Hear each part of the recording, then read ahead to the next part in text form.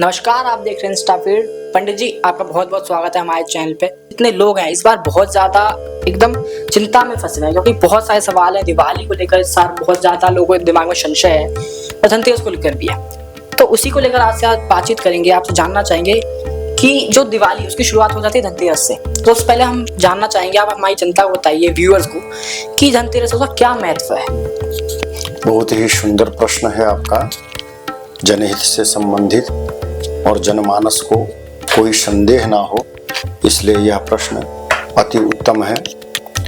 जहाँ तक आप सभी को ज्ञात है, जैसा कि आप सभी जानते हैं, इस वर्ष धनतेरस का त्यौहार 29 अक्टूबर 2024 को है। सभी सनातन धर्मावलंबी धनतेरस व्रत को करेंगे और पूजन आदि के द्वारा भी शुभ पुण्य फल की प्राप्ति करेंगे। जैसा कि नाम से ही ज्ञात होता है, धन अर्थात लक्ष्मी, त्रयोदशी अर्थात 13।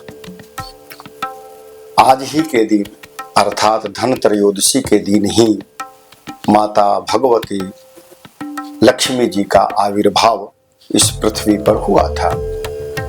समुद्र मंथन के द्वारा जब समुद्र मंथन हुआ तो सबसे पहले कई जिज्ञासाएं आती हैं कि समुद्र मंथन होने का कारण क्या था, औचित्य क्या था, समुद्र मंथन हुआ कहाँ और क्या उससे लक्ष्मी का आविर्भाव हुआ या उसके साथ अन्य भी कुछ चीजें थीं। तो इस संदर्भ में पुराणों में एक बड़ी ही सुंदर कथा आई है।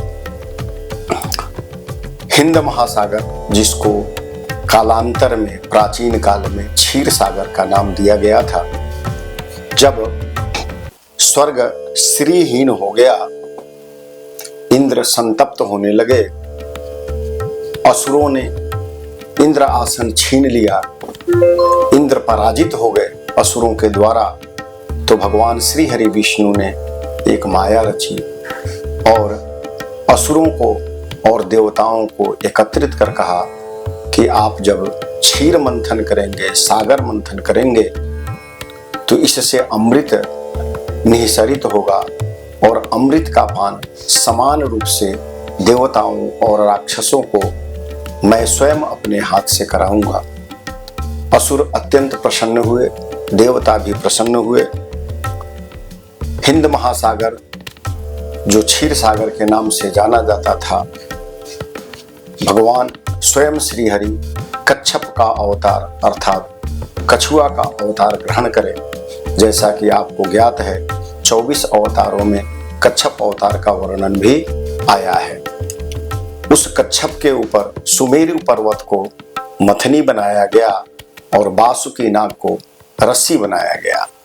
एक तरफ असुर थे और दूसरे तरफ देवता थे। दोनों ने अथक परिश्रम से समुद्र मंथन किया और समुद्र मंथन के बाद जो 14 वस्तुएं उपलब्ध हुई, उन 14 वस्तुओं में हलाहल विष था, कामधेनु गाय थी, उच्चश्रवा घोड़ा था, एरावत हाथी था, कौस्तुभ मणि था, कल्प वृक्ष था, रंभा नामक अप्सरा थी, साक्षात माता लक्ष्मी थी, वारुणी और चंद्रमा, साथ ही पारिजात पुष्प, पांचजन्य और भगवान धन्वंतरि का आविर्भाव हुआ।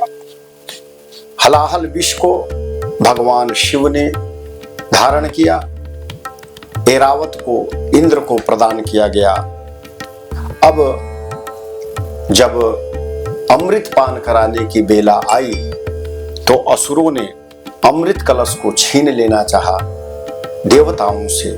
तभी भगवान श्री हरि विष्णु ने माया रूप में स्त्री, जिसे मोहिनी कहा जाता है, मोहिनी का रूप धारण किया और उन्होंने कहा, आप सभी पंक्तिबद्ध होकर बैठे, मैं अपने हाथ से अमृत पान आप सबों को कराऊंगा।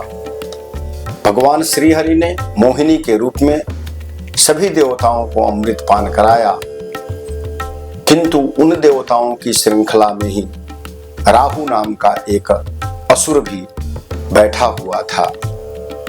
जब भगवान श्री हरि के हाथ से उसने अमृत का पान किया तो श्रीहरि को भान हुआ कि यह तो देवता नहीं राक्षस है।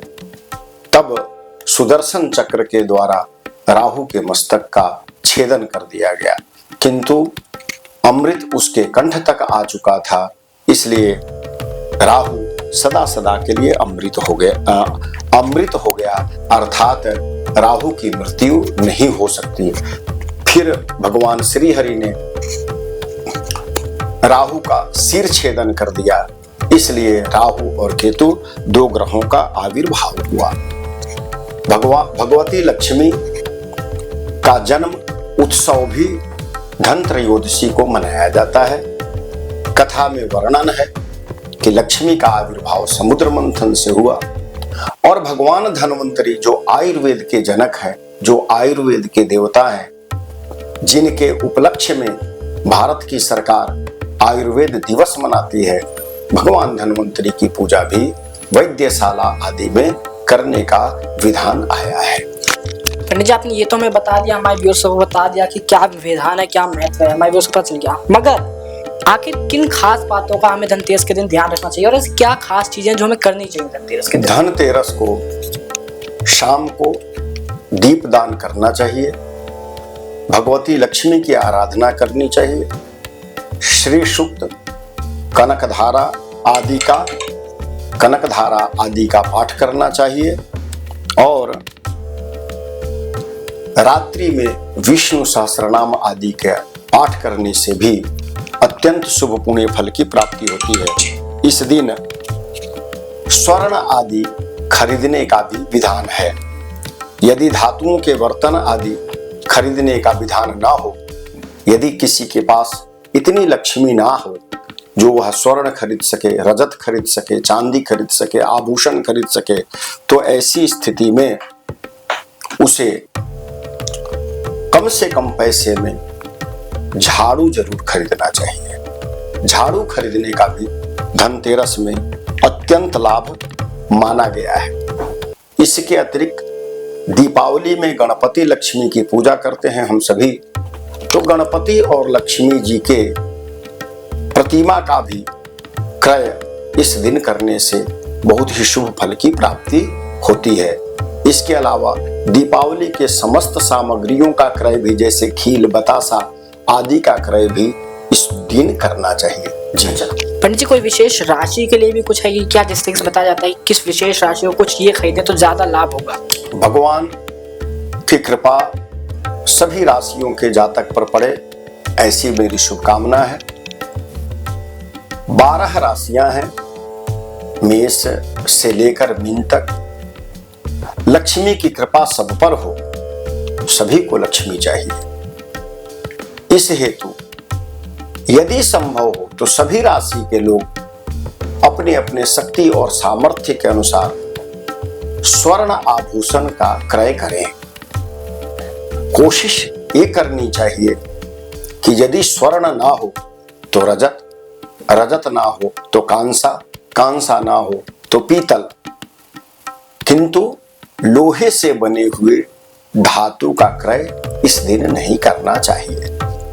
सबसे सुंदर है आप एक झाड़ू ले आए और उस झाड़ू को दीपावली के दिन खूब अच्छे से पूजा करें और उसको भगवती लक्ष्मी का स्वरूप मानकर नमस्कार करके उससे गृह कार्य को संपादित करें। यह सभी राशियों के लिए उत्तम है, चाहे वह मेष हो, वृष हो, मिथुन हो, कर्क हो, सिंह हो, कन्या हो, तुला हो, वृश्चिक हो, धनु हो, मकर हो, कुंभ हो अथवा मीन हो। जी धन्यवाद पंडित जी, बंद कर लेते हैं इसको।